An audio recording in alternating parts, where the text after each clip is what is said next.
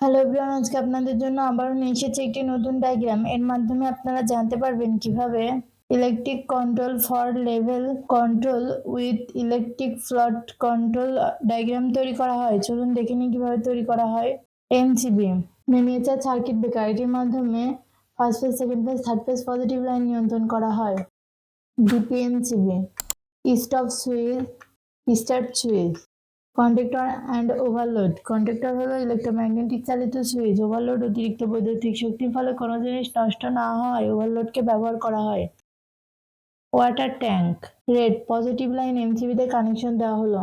Yellow second phase positive line এমসিবিতে connection দেওয়া হলো। থার্ড ফেজ পজিটিভ লাইন এমসিবিতে কানেকশন দেওয়া হলো। ফার্স্ট ফেজ পজিটিভ লাইন ডিপিএমসিতে কানেকশন দেওয়া হলো। নেগেটিভ লাইন ডিপিএমসিতে কানেকশন দেওয়া হলো। First phase, second phase, third phase positive line MCB থেকে কন্ডাক্টরে কানেকশন দেওয়া হলো। Third phase positive line conductor থেকে স্টপ সুইচে কানেকশন দেওয়া হলো। আউটপুট লাইন স্টার্ট সুইচে কানেকশন দেওয়া হলো। আউটপুট লাইন স্টপ সুইচে কানেকশন দেওয়া হলো।